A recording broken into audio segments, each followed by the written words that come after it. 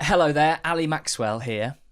The following is this week's Zonal Marking podcast, which featured myself alongside the athletics, tactics and analytics gurus Michael Cox and Tom Worville, who provided a clinic on midfield positions and roles, from the traditions behind certain shirt numbers to the difference between deep-lying playmakers and the Makelele Role. To check out older episodes of Zonal Marking, including recent analysis of Chelsea's problems and the modern Cristiano Ronaldo, simply search for it in all the usual podcast places.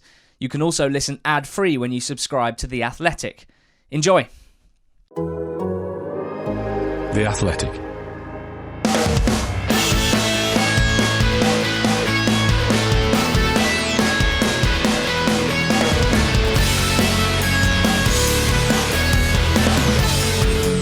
Hello guys, thanks for tuning in. This is the latest episode of the Zonal Marking podcast, which is brought to you by The Athletic.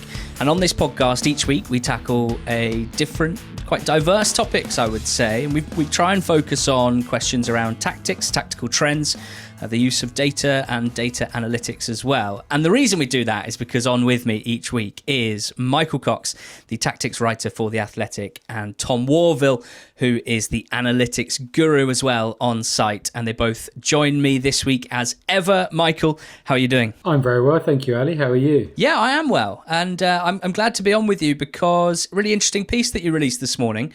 A little bit different to what you've been doing recently, I would say. This one's almost a kind of opinion piece, which I enjoyed. Tell me a bit about what you've published on site this week. I'm pleased to hear that you were, so delighted to read my opinions, Ali. It was just about, people talk so much about signings and recruitment and transfer business these days. And I just think sometimes people think that, that's what football's all about. And I still believe that there's so much more to what goes into, teams performing well and teams performing badly. So, it's basically just almost asking a question: how can we judge recruitment teams when there's so much between signing a player and judging whether that player is playing well or not? Basically just saying that there are various sporting directors or whatever roles they have who've performed really well at one club and have gone to another club and it's completely collapsed. And I think it's very difficult really for them to be any better than the manager they're working with, essentially, because the manager is the one who's using the players. I'm glad that this came ultimately from a point of irritation, of annoyance from you. That's where all your best stuff comes from. Tom, what did you think about Coxey's piece? Because, recruitment analysis, this is kind of in your wheelhouse as well. Yeah, absolutely. I mean, I really enjoyed it. It was quite funny. Coxey and I were kind of spitballing ideas on names of sporting directors to include and whether they are kind of good or bad. And I realised afterwards he'd included Paddy Riley, who was the kind of head of recruitment at Aston Villa back in 2016, which Coxey kind of opens the piece with. And I messaged him afterwards saying, I wish I'd said Paddy Riley and kind of Villa before. Didn't know if it was too niche a points, because Villa for me are one of the first teams which back in 2016 were definitely trying to sign players using stats, using analytics as part of their kind of workflow to get information and come up with targets and eventually sign players. Again, Michael kind of highlights how in the short term, a lot of them didn't kind of work out or didn't essentially prevent relegation. But in the long term, a lot of these players have gone on to have really, really solid careers. So I liked it for the involvement of the Villa team, but also just that I think that it's a really good point that it's so hard to completely unplug a sporting director, his network of scouts, the information funnel that makes them so good at their jobs, and plug that in elsewhere unless you're literally bringing the office, the people, the computers, literally everything and plugging it in again. I think that it's very, very hard to replicate club to club, as we've seen, as Coxey's kind of pointed out. Amavi, Veratu, Idrissa Gueye, great players, just maybe not under the tutelage of Tim Sherwood. A brilliant piece, and would definitely recommend that you guys go on and read that right now if you haven't already. So much good stuff on the Athletic site and app at the moment. I've been hoovering up content in the last few days. I would also recommend a recent Horncastle piece on Verona, and of course everything that Tom Worville's been working on as well recently. theathletic.com/zonal marking. If you're a listener of this podcast, head to that link. You can sign up for an annual subscription. You'll pay just £3.99 a month. What about this topic, Michael Cox? Please, as ever, introduce the listeners to what we're going to be talking about today. Yeah, well, this came from a request from one of our listeners, Craig Shaw, who tweeted that he'd quite like to hear something that was almost a glossary of football positions. And we've narrowed that down a bit. We're going to talk about the midfield roles, both, the words we use to describe those players, and maybe a little bit more in depth about how you can identify them using some stats. Yeah, two good people to talk this through, coming from two similar but crucially different points of view, I would say. And before I start picking your brains, guys, and again, just a thanks to Craig Shaw for tweeting in this request, because we do love it when you guys send in your requests on Twitter. Please do get in touch with us anytime. We can't do all of them, but in the last few weeks, we've started working our way through the requests, and I think there are some great ideas in there. And before we get into the specifics of the midfield, position and roles, a quick question of semantics, which is about those two words, position versus role. Michael, I guess to try and clear things up for me more than anyone before we start, is a role a subset of a position? By which I mean something that defines the specifics of what a player does within a more general position on the pitch. I guess so. I mean, I kind of think they can be separate. They can be considered as separate. I mean, position, I think we can broadly agree just refers to a almost geographical location on the pitch. I think a role can be, for example, you can use the role of playmaker. That can be from various positions, from a number 10 position, from a deep position, from, somewhere in between. So, yeah, for me, they're separate. There's certain words that we use where I think you could have a debate about whether it's a role or a position. But, even something like, there's certain words that we'll discuss that I think they can apply to various positions on the pitch, albeit they can play the same role from various positions. So yeah, there's some overlap between the two, certainly. We're not going to get bogged down in these semantic questions, but Tom, it is important, isn't it, to have a distinction between a position, centre mid, shall we say, and a role within it. Why do you think that's so important? I think it's really important for a number of reasons, really. One of the first is that a lot of scouting is so obviously subjective, and for a lot of clubs now, when it comes to recruitment, to obviously finding players they want to sign, it's really important that everyone in the club is speaking on kind of from reading from the same hymn sheet, really. And when they say a six, they know what is meant by a six, and it doesn't mean that you have scouts kind of going through saying, oh, this guy to me is so and so, and this one's someone else, and no one actually knows what the definition is of those certain positions. So I think there's a really important element of that in scouting. I think in analysis as well, which we'll get onto, it's really important to contextualize the stats based on the position, the role of what a player is playing. Thiago kind of playing passes from deep that break lines into the attacking third. If he doesn't do a lot of those in a game, you'd say that he's failed, because the requirement of his role is to do that, to bring that to the team. And so again, for watching a game and seeing the roles of a player, not from the data, but just from watching live, I think it's also really important to bear in mind, and how you kind of shape an image in your head of the way that the teams have set up. You can have two teams which both set up positionally in a 4-4-2, that actually the roles within that can be completely different, and can therefore lead to games with them being involved being kind of really, really different. Spot on. Well, you mentioned there that it's important for people within clubs to be singing from the same hymn sheet, and I suppose we are in a way now going to put this into practice and build our own zonal marking hymn sheet, a style guide, if you will, when talking about the centre of the park and midfield roles. We're going to start at the base of it, if you will, and work our way forward through various midfield roles to the exciting ones, let's be honest. Michael, let's start with the holding midfielder. And just to touch on what we've touched on there, is this a position or a role within it? It's a good question. I think it's more of a role. I think in terms of the position, it would typically be the deepest in a three-man midfield. But I think they can be part of a two-man midfield as well. For example, Oriol Romeo at Southampton, who I think I'm right in saying has made the most tackles in the Premier League this year. I still think of him as a holding midfielder, even though he's playing in a two with James Ward-Prowse. Obviously, Ward-Prowse gets forward a bit more. I think to be a holding player, they have to be primarily defensive-minded. I wouldn't include someone like Jorginho or Calvin Phillips as a holding player, because I think those players are generally considered in terms of their creativity. I think there's an element of this player having to sacrifice themselves for the good of the team, and particularly usually two other midfielders, rather than them being a really key cog in the side's build-up play. Okay, and not a million miles away from the holding midfielder is the Makelele role. We've done a whole podcast on this, which the listener can go back and search for, and we would suggest that you listen to that. But just briefly, what does the Makelele role mean for you and in the context of holding midfielder, which we've just discussed? Yeah, we call it the Makelele role, but for me it's more of a position. I think they have to be the sole defensive midfielder in a 4-3-3, maybe a midfield diamond where the position or the role is similar. They basically sit in front of the defence and break up play. Makelele himself was quite an interesting player. As you say, we've chatted about him before, but he had this positional journey really from being quite an attacking right midfield player and then a box-to-box player, and eventually at Real Madrid, or Celta Vigo and then Real Madrid really, became a central midfielder and then a holding midfielder. And he insists the key to his game was that because he used to be more advanced, he used to be more attacking, he knew how to work with those players, the Galacticos at Real Madrid. And he always speaks about his technical ability rather than his positional play when he's asked about the role. But yeah, I think we think of a Makelele type player as mainly defensive. That's what it was about.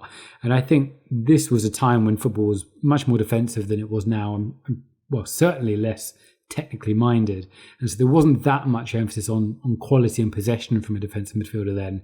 And I think Makelele kind of just epitomised the sitting in front of the defence and protecting the centre-backs part of the job. But it kind of sounds like, from what you've said there, that might almost be a bit of a misrepresentation of what Makelele's qualities were. I was going to say are the people who invented that phrase and made it canon in English football terms anyway slightly missing the point? I don't know. I think to a certain extent they're missing the point, and to a larger extent Makelele probably bigs himself a little bit too much in terms of his technical ability. I mean, he was neat and tidy on the ball and was a decent passer, but I'm not sure you could find too many examples of him, playing really impressive passes. I'm not even talking just diagonal passes, even in terms of playing passes into the forwards. I think he was on the more limited end of the spectrum in terms of top class defensive midfielders in terms of his ball playing ability. Certainly not a sprayer, I think it's fair to say. Talking of recent episodes of this podcast, even more recent than the episode we did on the Makelele role was one we did on Javier Mascherano, and he's relevant when we talk about what you've written here, Michael, the number 5 position, very specific to one part of the world. Yeah, in Argentina really is where they have this great kind of mythology of the number 5. Mascherano, I think, is a great example of a player who, when he played there rather than at the back, was a classic Argentine defensive midfielder. Number 5 was all about being physical and aggressive and a tackler. And I think the fact that actually those qualities in European football were often more suited to playing as a centre-back rather than a midfield kind of shows how the game has changed slightly. I think in recent years, actually, Uruguay has probably produced more classic number 5s than Argentina. I think of players like Arevalo Rios and Diego Perez, who played a very prominent role for Uruguay, coming on to a decade ago now when they won the Copa America. I mean, these players, I think they can offer something on the ball. Redondo's, to a certain extent, was a number 5. But I think, the role slightly changed. Maybe you could say the role slightly died in terms of that old school Argentine tackling number 5. The players that are coming through now and the players that are maybe in their early mid-20s who have established themselves at the highest level are very good on the ball. Argentina have Leandro Paredes, Uruguay have Lucas Torreira. I think they're very good technical players. Brazil, I think maybe there's been a similar kind of development. I think there's less of a real culture of the number 5 there, but they do use the same shirt numbers. The kind of players they have in those positions, I think, have become more technical as well. I'm thinking Casemiro and Alan, Fabinho, who plays for Italy but essentially is Brazilian. Maybe Fred is in that mould. I think maybe the last classic Brazil number 5, who I think of as playing a regular part for the national side, was Felipe Melo, who was very, very destructive and always getting red cards. And this is a few years ago, but he felt like a bit of an anachronism in that respect. I mean, personally, if I was using the phrase number 5, I wouldn't use that term unless it was for an Argentine. So I had a look through the stats across European football, and the closest Argentine number 5 I could find is a lad playing for Nîmes called Adrian Cubas, who I must admit I'm very much not aware of. He's Argentine-born, although he has one cap for Paraguay. He's in the top 10 in Europe in the major 5 leagues for tackles, and he's only scored 1 goal in the last couple of years, which was, I think, the only type of goal that is acceptable for a proper defensive midfielder to score, which is a corner cleared to the edge of the box and just smashes it in from range. Clearing it. Yeah, pretty much. That's what you want. But yeah, he got a red card last month as well, and I think getting red cards is a fairly crucial part of being an Argentine number 5. Oh, yeah. You have to have the sort of 1-to-1 goal to red card ratio, I think, to really fit the bill here. I mean, I ever since we mentioned Mascherano, and as you were talking through there, I've had the word Pac-Man in my head. That's what Rupert Fryer told us was always the word used for Mascherano and that sort of player. And I think it's quite a nice one to visualise what we're talking about there. I mean, squad numbers are very important to you, Michael, rightly so, of course. Some people have the number 6 as a centre-back, certain parts of the world, I should say, probably. But what does 6 mean in midfield terms? I mean, I think it's quite a general term for a deep midfielder. Can be a single holding player or part of a double pivot, in which case in Europe they're sometimes called a double 6. I think of Germany and the Netherlands as most typically giving number 6 to a central midfielder in recent years. Like you say, in England, we think of it usually as a centre-back. To a certain extent, it's the same in Spain, although their numbers can be a bit less consistent. I think in Premier League terms, I think of Rodri as a fairly typical number 6 for Manchester City. I mean, he's just very obviously a deep midfielder, has played at centre-back, but I think has a kind of sturdy feel to him as a number 6. He's not really bombing forward too much. I don't think the number 6 has as much prestige in Europe as the number 5 shirt does in Argentina, but yeah, there's a fairly similar categorisation, I would say. Kind of like an all-rounder type, but with a defensive first mindset, I think is probably one way to sum that up. Tom, I mean, data analysis of individual players and finding the right metrics, the right stats to look at to get a feel for a player and to rate players as well within certain roles is a fascinating part of what you do. And I think this part of the pitch, specifically those roles Michael's just talked about, is fascinating as well, because I'm interested to know what metrics we might prioritise when looking at these more defensive-minded midfield players. I mean, what springs to mind is probably something that can be quite misleading, which is things like tackles and interceptions. Where do you stand on this? Yeah, I think it's a really great point, because at the moment, using the stats that are in the public domain to try and separate out some of these guys, I think you'd have a really tough time just trying to differentiate between a 6 and a holding midfielder using the stats alone. I do think there are some more interesting stats that will probably come to the fore in the next couple of years, and they will mainly come from the fact that there have been great advances in computer vision, which essentially is, companies are starting to train computers to recognize things from broadcast footage. So they can now recognize when a player is blocking a passing lane, or they can recognize when they are kind of adding pressure to the ball. And I think those as more tangible, measurable things is always going to give us a greater understanding of if a player isn't tackling or intercepting, which again, usually maximum, you're really going to see them doing it 10 times a game of both of those, and that will really be like 95th percentile and upwards. This will kind of help fill in the gaps and colour between the lines of what we kind of are getting at the moment from the outline of tackles, interceptions, recoveries, that sort of thing. So yeah, I think that the kind of passing lane blocks and pressure will be one area that's interesting. I mean, one thing that I always try and do to get a bit of an understanding of just, it's probably more around defensive activity and workload instead of assigning a player a role specifically, but it's more around kind of possession adjusting how many tackles or interceptions that a player makes. So obviously, if you're a player playing for Manchester City, you see so much of the ball, there's much less of an opportunity to defend because you don't have to defend when you are in possession. Whereas a player for West Brom at the moment has, their job is defence first, that they have to defend so much more. So being able to adjust per possession, and I do it by looking at the number of times they tackle or intercept for every 1,000 touches the ball the opposition has, which again, neat proxy for understanding whether they are doing it more because it's kind of their role, or doing it more because of the amount of possession that their side has or I guess doesn't have. And does that also apply, or could one apply an extra filter based on, I'm spitballing here, but potentially using PPDA or something that measures really the team's style out of possession to work out whether this bloke, even with possession adjustment having been made, this defensive midfield player's task is literally to block passing lanes and to protect his back four, versus another player whose remit might be more to go after the ball and actively try and win it back. Is that something that happens, or is that something that could still be improved upon? Yeah, again, another good point. And from kind of speaking to a lot of people who work at clubs and do a similar amount of stuff with stats that I do at The Athletic, they kind of view it more that you don't really adjust the actual figure that you're looking at, but it's more how you contextualize in your mind why the player is putting up the numbers he is. And I think very much just understanding what the team style is, the team context of how a player is playing. Like you say, if the PPDA figure, say, of West Brom is around 16 and Conor Gallagher's putting up really, really high tackle and interception numbers, that says something that he is pretty much the only aggressive midfielder who's sat. Sounds like he's going against instructions to me.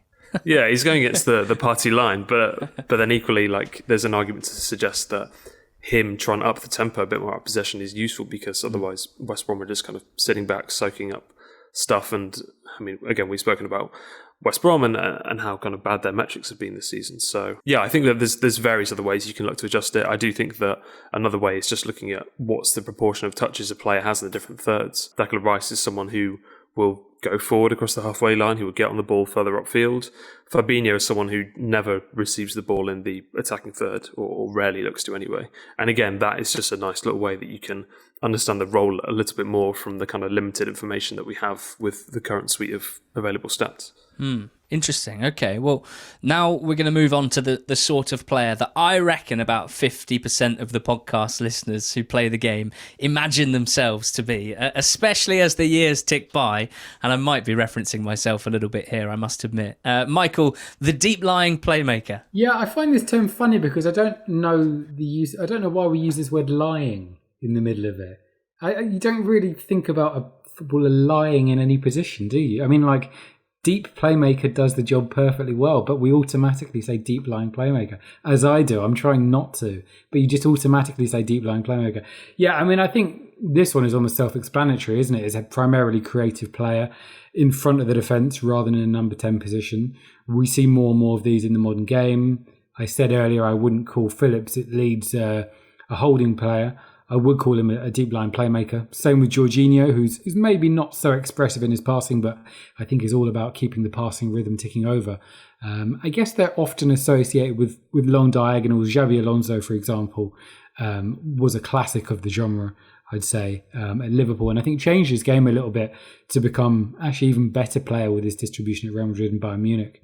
So yeah, I think that's one of those where it kind of does what it says on the tin, even if you exclude the word lying. I've always been intrigued by the fact that, Michael doesn't like the word lying. I'm not a huge fan of the word playmaker in this situation either.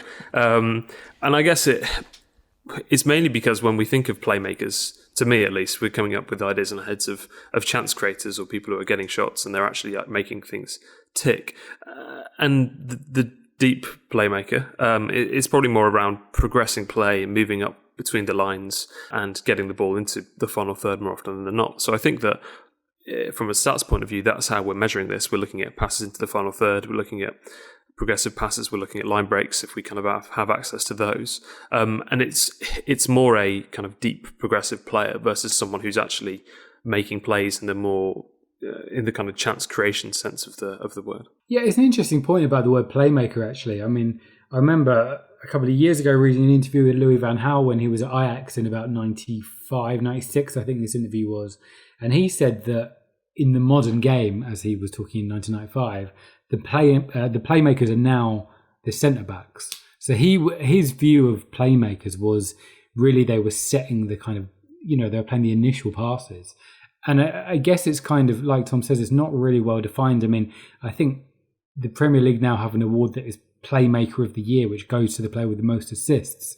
And yeah, for me, I think they're almost different things. I think some players are great playmakers and also prolific assisters. I mean, someone like Kevin De Bruyne, for example. But I mean, someone like Mesut Ozil, who was at his best was getting assist after assist. In a way, I don't think really was a playmaker he wasn't making the play. He was adding almost the final touch. So yeah, it's maybe a word that has different people think of as being different things. Certainly. I mean, you've got an issue with the lying part, and Tom doesn't like the playmaker part. So just trying to work out what I could have against the deep part. I suppose off the top of my head, if you're playing in this deep line playmaker position, you've got almost certainly at least 4 teammates playing behind you, deeper in a sense than you. So there you go. There's my issue, just so we can make it 3 out of 3. Michael, I mean, actually making plays is quite an American sports topic, and I know that the bleeding into our lexicon of American sports terms isn't always something that you enjoy too much. It's something that Tom and I are guilty of from time to time.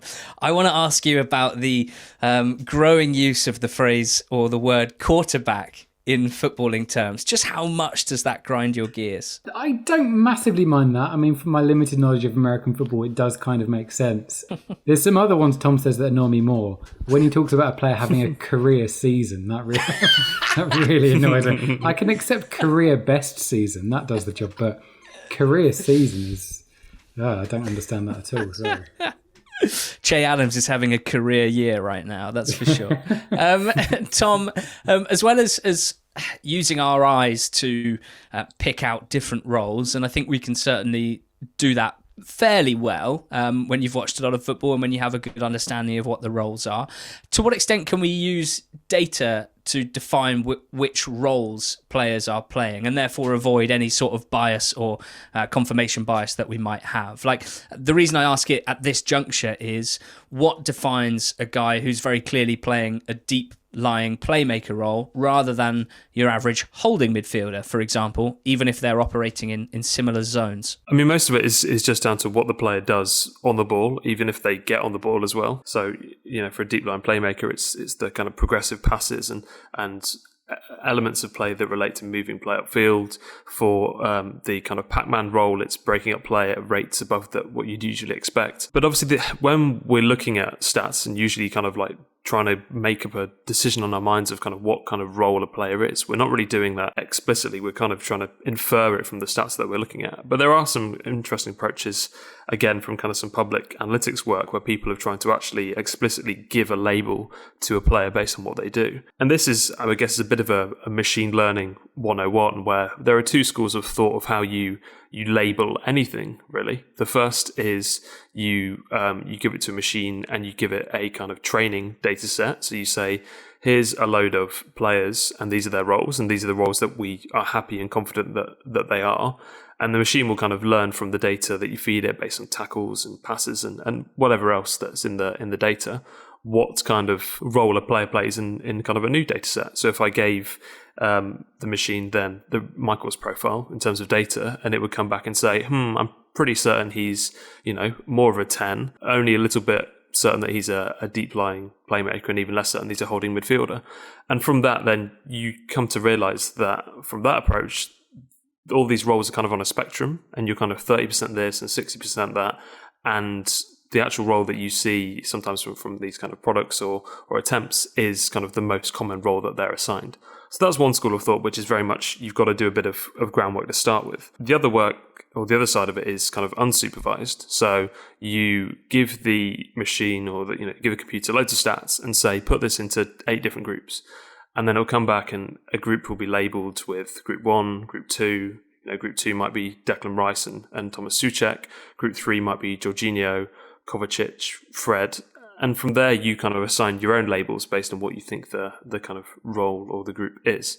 So it is interesting to see that obviously these roles, these labels of the roles are so big in kind of the lexicon of sports, and yet there's only a small focus on how they're actually applied within the analytics area. And a lot of this work is more, implying what role they play based on the stats instead of actually out and out going to label them. I hope the Athletic aren't allowing you to do too much of that unsupervised work, Tom. To be honest, it sounds a bit dangerous to me. Just to press you a bit further on, let's say, the deep lying playmaker role. I know we've spoken in the past about work that you've done previously about maybe having a look at where players play their passes to.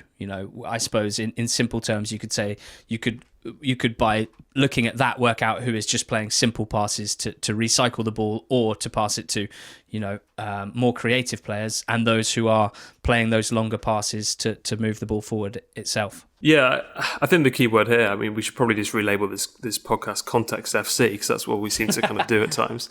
But yeah, it's very much, some of the stuff I did back at Opta was we built a phase of play model, which on every pass on the pitch, you actually put what kind of phase the game was in. So if it was John Stones passing to Aymeric Laporte, you'd probably think most of the time that's in build-up, given the position of the back, given what's happened before that. If it's a pass kind of from midfield into the final third, we kind of label that as progressive play, looking to move up the pitch.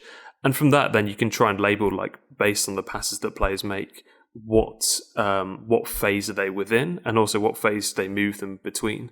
Oriol Romeu, for example, is a player who I think that a lot of his passes are probably in transition. He's broken up play. He's then trying to set up attack quickly from that. And again, that can be really illustrative of the type of player, the type of role that a player plays, the type of role that he plays within a given team.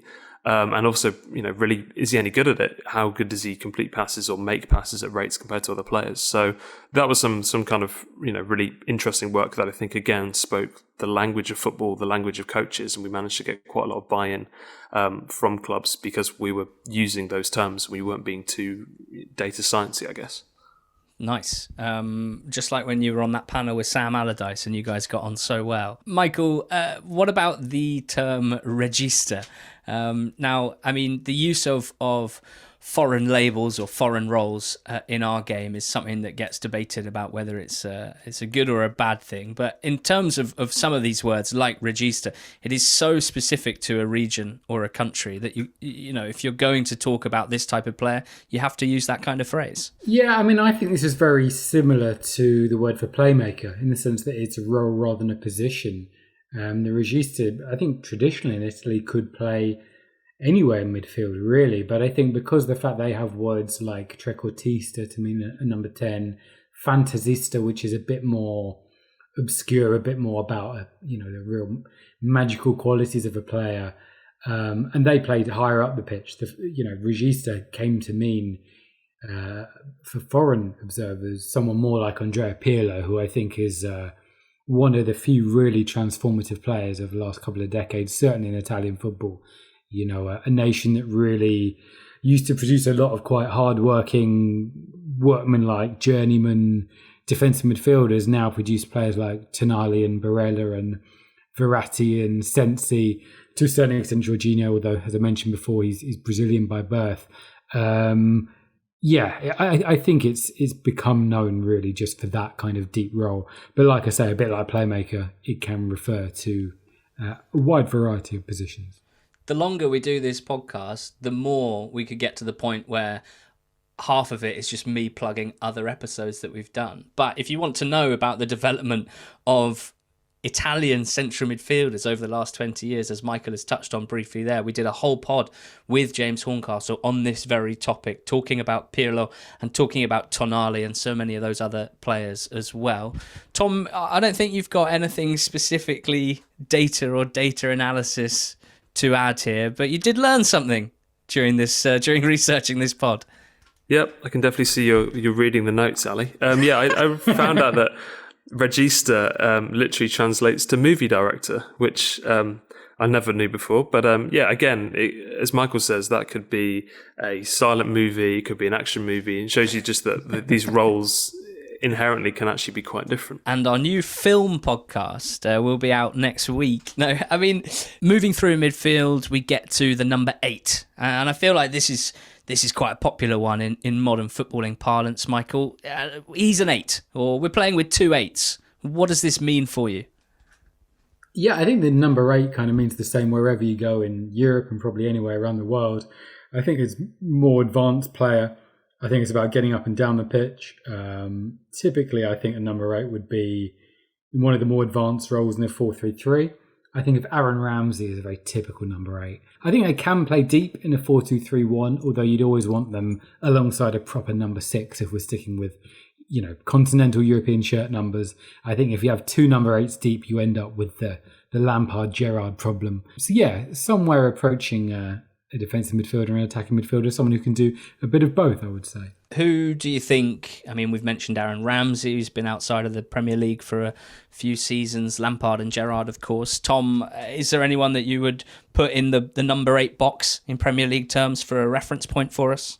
Yeah, thinking of this, I mean, one name which sprung to mind was Abdoulaye Doucouré, who's obviously at Everton and kind of feels like the player who you could easily see running around the back line, kind of screening the defence, but equally gets touched in the box and gets shots off as well. So he's one who at times for Watford last season sat alongside Etienne Campou, who I feel is more of a 6, and he's kind of the more holding of the two, and Doucouré is kind of freely able to roam. But then with Doucouré, and again, you see that players don't have to just play one role, as we know, one kind of position. He's also deployed as a 10 for Watford last season as well. So it goes to show that there's elements of a player's game which means that they are able to play across different positions. I might have been guilty at times of thinking that a box-to-box midfielder and a number 8 are pretty much the same thing. Michael, is a box-to-box midfielder a role within the number 8 position, or are there clear differences in your opinion? No, I think you're fairly spot on there. I don't think there's a huge amount of difference. I mean, box-to-box midfielder as a term, I think, is quite interesting because it literally says, you know, the positions they're going to be on the pitch. They contribute in both boxes. I think in literal terms, it's just tough to do that now because of the speed of the game, because how quick counterattacks are. I think if you go back to the 1980s, even the 1990s, and you watch one of those games and you have these very kind of, by modern standards, quite slow attacks that gradually build up, and midfielders do have time to push forward and contribute in the opposition box before getting back to defend their own box. I mean, just doing that is very difficult now with the speed of the game. So, yeah, it's a term that I still think works. I still think you can use it for a number 8. Again, Aaron Ramsey, I would say, is a classic box-to-box midfielder, really. But yeah, in very literal terms, I think it's tough to play that role in the modern game. It's an interesting question because I was kind of chatting to Carl Anker recently. We were discussing Scott McTominay, and I'm just intrigued. Like, McTominay played a game recently against Leeds, obviously scored 2 very early, very quick goals. And that, to me, those moves, those kind of runs from deep had elements which you probably would align with a more traditional box-to-box midfielder, because McTominay, I mean, in the league this season, he's intercepting the ball at nearly unparalleled rates compared to other kind of central and defensive midfielders. And again, shows that there's adaptability from him to play both those roles. And McTominay's an interesting example because it does show that, like, we speak of a player's kind of evolution across different positions, but is it just not more that they, you know, in one game are used in a different role? It's not really an evolution, it's more of a change, like a slight tweak. It doesn't really signal that they've actually got better and able to do more stuff. They're just actually doing different things when on the pitch. Yeah, I think in terms of statistics, how we measure who is a kind of box-to-box midfielder, I think you want someone who can mix good numbers in a defensive metric and an attacking one. I remember being amazed by Juventus era Arturo Vidal because he was always very high up in terms of both tackles and goals. This season, I had a look through the stats, and someone we mentioned in previous podcast actually is Anguissa at Fulham. As we record this in the Premier League, he's 5th in terms of the most number of tackles and 2nd in terms of the number of dribbles. Bissouma at Brighton is also a kind of similar player. And I would say actually Sarri era N'Golo Kante was actually very good at that. I mean, his tackles numbers dropped from when he was playing as a deeper defensive midfielder, but he was still getting in tackles. And actually I thought his goal scoring threat for a player who hadn't really offered that in his previous role was pretty impressive. So yeah, those are a few players I think we can broadly say are playing as box-to-box midfielders in certain systems and under certain managers. Yeah, I think it's interesting. Anguissa is definitely a good example because it feels like, again, when we come to this idea of roles being on a spectrum and not kind of you want wholly one role or another, like he's one of a very few or very small select group which can do both of those things in terms of tackling and dribbling. And Bissouma too as well, but it also feels that Anguissa is comfortable in and around the penalty area as well, and I expect him to have played kind of as a more attacking midfielder at some point in his career because of that. But yeah, I always find it really interesting, and now we're speaking on it and even just thinking about it more, that it's so hard to try and adjust. We could, in an ideal world, say Anguissa's doing a lot of these, and not saying for a central and defensive midfielder, he's doing a lot of those, but for a player in his role as an X. The issue you get there, though, is sample sizes just get so small so quickly. And I mean, we'll get on to the fact that if in data terms this season, Bruno Fernandes is like the only central attacking midfielder who's playing in a 4-2-3-1 with a certain amount of minutes. And I think we will get over time. There are like differing sample sizes across positions, which means that roles are really useful to kind of identify players as, but to compare players within roles, you have that sample issue, which means that it's hard to tell whether a player is good or bad or doing a role differently against those in kind of his peer group. Okay, next in our colossal glossary is a shuttler. Michael, the phrase shuttlers in midfield terms just always makes me think of AC Milan under Ancelotti. Yeah, I mean, they used the diamond midfield for the best part of a decade, didn't they? Gattuso and Seedorf, two very different players, were on the sides of that diamond. I think traditionally it was the players on the outside of that system. I think traditionally they had to provide the width. I always think of Ramirez as being a classic one here. He used to play in a diamond at Benfica. When there was a great Benfica side in about 2011, I think it was.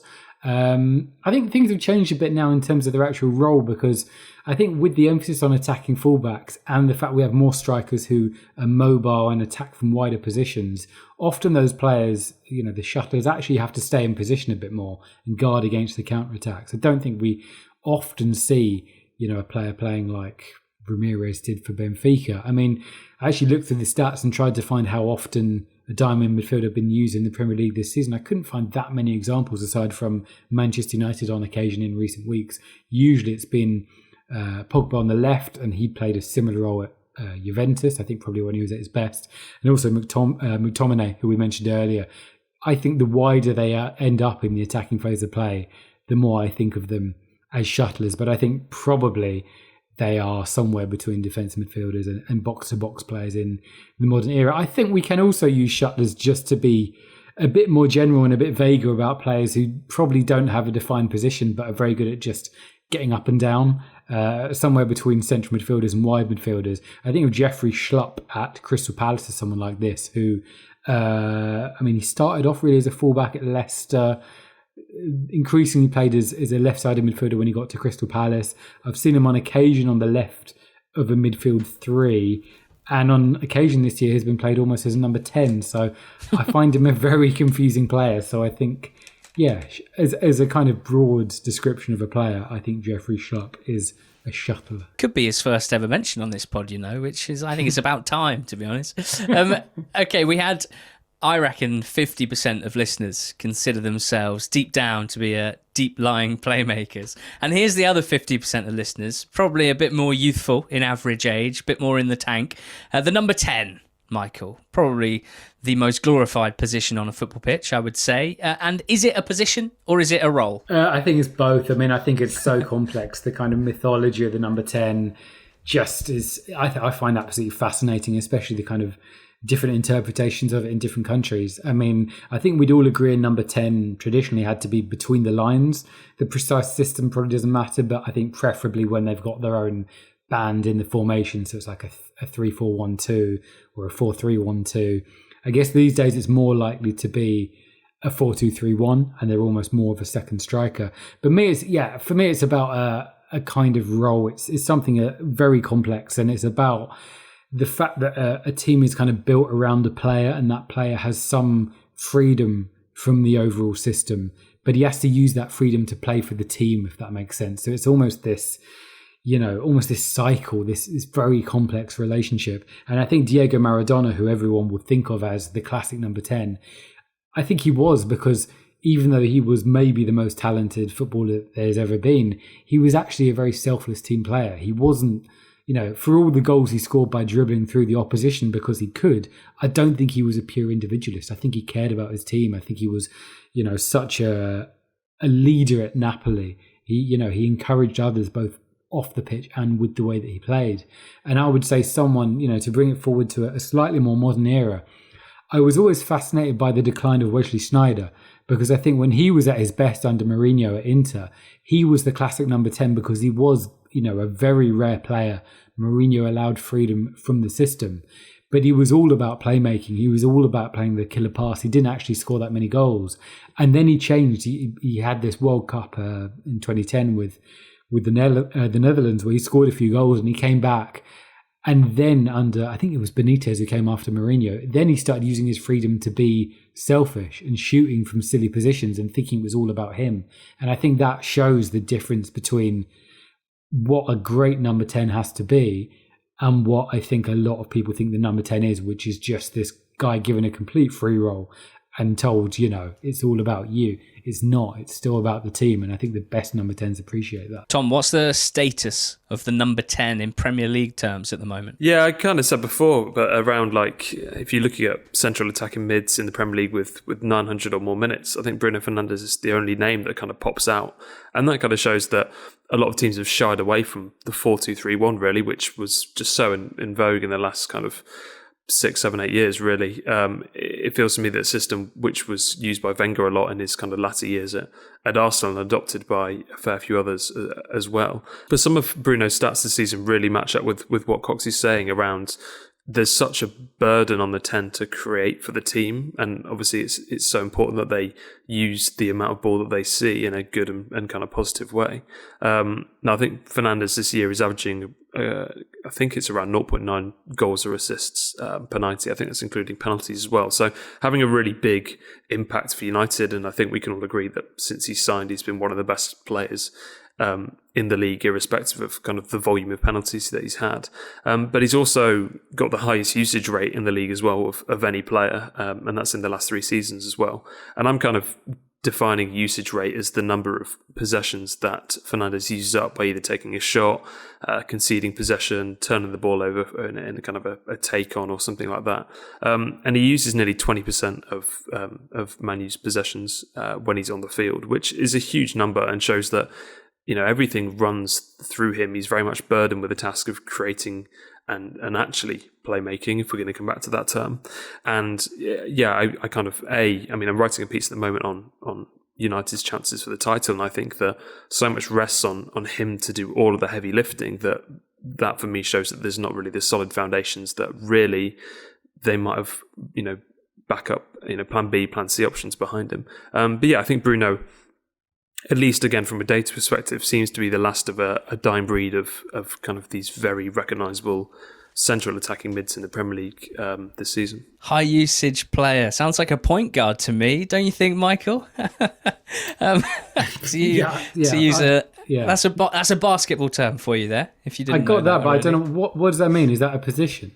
Yeah, that is a position. One of the 5 positions on the court at any given time, and arguably the most important, especially on the offensive end. Anyway, I find it interesting, again, we come back to basketball. I feel, like you said earlier, Ali, you and I kind of lean a lot on that sport, sometimes for stealing terms or using it as a way of framing things. But it's funny how in basketball there only ever is kind of the distinct number of roles on the court, and it's just the teams kind of, it's their usage or their choice of how many of each of those roles they want to use. You have teams which will kind of stack up on the number of players who can shoot 3-pointers and shoot from the outside, and there was a kind of small ball revolution last year where a lot of teams, or I think it was the Houston Rockets, tried to play a lot of shooters instead of a lot of kind of taller, less mobile centres, and that kind of blew up spectacularly. But it's just so different between the sports that in football, if you had a team, like you'd never see a team that had 3 holding midfielders because you would lose so much in terms of ball progression and attacking threat. And I think that when you get down to it, analysing the reason why a team is performing badly at times is just due to a mismatch in style tactically around what they have in terms of the roles that they're playing and what they need to have to kind of get the most out of the players on the pitch. Arsenal, again, a perfect example of a team we've analysed nearly to death on this podcast around, are the roles that they're playing in midfield the kind of correct ones to make them a better and more coherent side. A balancing act, I think, is fair to say. I mean, let's hope this never happens. But if Michael ever has to miss a week, Tom, I reckon we should pencil in a basketball and football crossover special.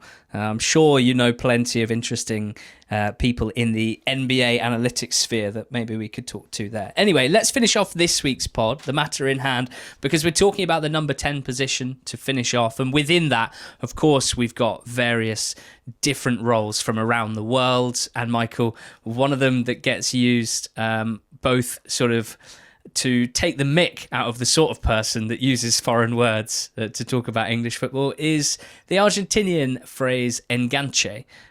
You've written books about tactics and tactical trends across the world, and so you can actually tell us what an enganche is and why it is called that. Well, it translates as hook, doesn't it? Which I've never entirely understood. I mean, hook in English would be dangerously close to a rugby union position, wouldn't it? So we can't have any of that.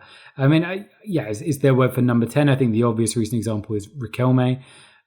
We heard a lot about the death of the classic Argentine number 10. I think that's probably true when you look at someone like Javier Pastore, who has had a good career in Europe, particularly with PSG. But I remember when he was first at Palermo, I remember thinking this guy could be the best player in the world, and he didn't ever really come close to that, if we're being honest. Yeah, I mean, Enganche is a purely Argentine thing. When Messi first arrived at Barcelona and was playing in their under-14 team or whatever it was, he was asked what his favourite position is, and that's what he replied with. And people in Spain at that point had no idea what he was talking about. Obviously, Messi has generally played as a right winger or as a false nine. Okay, increasingly in recent years with Barcelona, he has been played in that number 10 role. But he's played it more for Argentina than he has for Barcelona over the years, comparatively, of course, because they play fewer games. But I think that shows the fact that in Argentina there is this mythology behind the position. They do want their best players to be playing there. But yeah, it's one of those. I think it makes sense to use it if you're talking about an Argentine, but otherwise I wouldn't really bother. And what about Trequartista, which you mentioned earlier in the pod? Yeah, the Italian equivalent, I'd say, it means three-quarter man as in three-quarters of the way up the pitch. I think Totti's the perfect example, really. I know he played a variety of positions, including as a false nine, but his best season, his only league-winning season with Roma was under Fabio Capello when he played in a 3-4-1-2 behind Batistuta and Montella or Del Vecchio. I mean, Roberto Baggio is, I guess, the classic proper Italian trequartista in the last few decades. And there was always a big debate with him because he always wanted to play behind two strikers rather than as a second striker. He thought that's what his role was all about. The two strikers would occupy the two centre-backs and he would roam just behind. So it's one of those. It's a bit like the number 10 debate we had earlier about whether they have their own band in the formation or whether they're just a second striker in a 4-2-3-1. But yeah, we rarely now see a 3-4-1-2 formation, for example, which is where you would traditionally consider a trequartista, particularly in those old Italian catenaccio systems, which was a kind of slightly complex collection of roles, but was basically like a 3-4-1-2, I would say. And I mean, this is a broad question, but one that I'm interested to ask you, Michael, especially having read one of your books as well on the history of the Premier League. But I mean, do you think one of the reasons why we're so intrigued at these foreign definitions and the foreign players playing in these number 10 roles is that off the top of my head, I can't think of too many English number 10s. And I wonder if we've been a bit starved of good number 10s, either English players or in the English game, I suppose, over time, just because of the development of our domestic game. Yeah, I think it was a bit of a chicken and egg thing, wasn't it? I mean, traditionally English sides played 4-4-2, so they didn't produce those players. So yeah, I think traditionally we didn't produce enough players in that mould. And I think over time you can find some players who were probably misused by English sides because of that. But I think things to a certain extent have changed now. I think there's less difference than ever in terms of nations across Europe, in terms of the type of players they produce. And I think, English football does have a few players who can play the number 10 role. Whether they do week in, week out is obviously a slightly different conversation. Tom, you got any favourite Premier League number 10s off the top of your head? Anyone that you remember fondly? Yeah, one that sprung to mind and probably is close to home for you, Ali, is Wes Hoolahan for Norwich, who is still a plying his trade at Cambridge United at the moment. I think he's got 4 assists of the season. So Houlihan for me is, he feels like more of a traditional 10.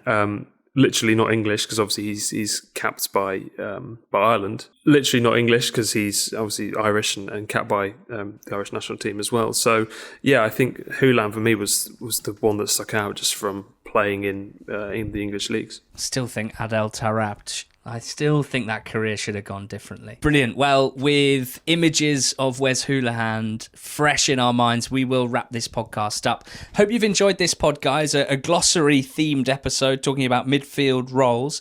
Let us know on Twitter what else you'd like us to tackle, either in this sort of realm, in terms of a glossary of sorts, but anything really. We're always keen to hear from you. And as we've said before, we really do have such a wide remit, which is brilliant for us to work with. And it means that we really can go anywhere week to week, but we want to make sure that we're doing what you guys would like us to do. So please do get in touch with any or all of us on Twitter with suggestions, with requests, and a request from us that you make sure you are reading all of Tom and Michael's writing on the Athletic site and app. If you're not a subscriber, but you'd like to be, theathletic.com/zonal marking will see you get an offer of £3.99 per month for your annual subscription. As I said earlier, I've been absolutely hoovering stuff up in the last few days during lockdown. Simon Hughes' piece on the Marine Tottenham FA Cup tie was absolutely magnificent. There's a brilliant interview with James Tarkowski as well, the sort of thing that I've not really seen elsewhere. So do make sure that you're subscribed and reading as much as you can. And thank you so much for listening. Make sure you're subscribed to this podcast feed as well. You can get all the Zonal Marking podcasts and all the Athletic pods ad-free on the Athletic app as well, if you'd like that. And join us again next week on the Zonal Marking podcast, brought to you by The Athletic.